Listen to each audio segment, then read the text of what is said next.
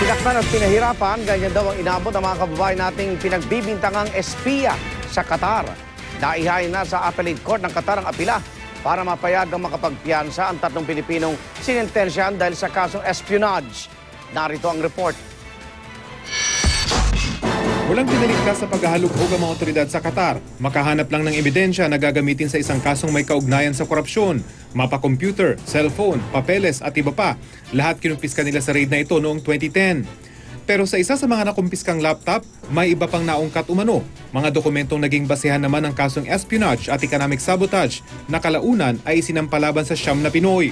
Ayon sa mga naunang ulat, hinatulang guilty ang tatlo dahil sa pagbibigay umano ng impormasyon sa dating ambassador ng Pilipinas sa Qatar at maging sa NBI sa pagitan ng 2009 at 2010.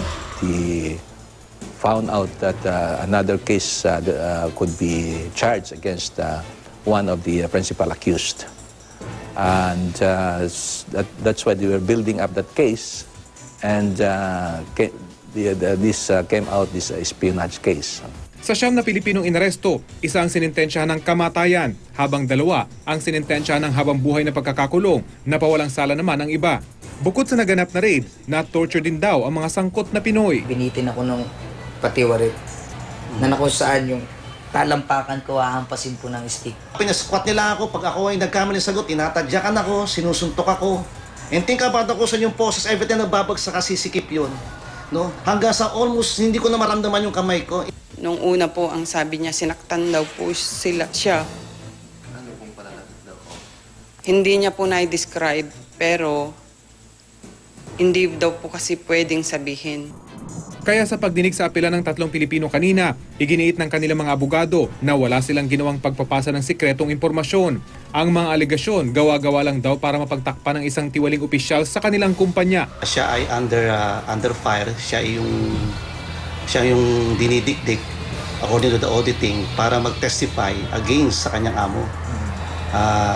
And since na yung araw na yon ay hindi na siya pumunta sa hearing, naging wanted siya. At that night ay pinasok yung bahay niya. Para nila ang awa. Walang ginawa ang anak ko. Kaya kung po pwede, pauwiin na lang siya. Pauwiin na lang.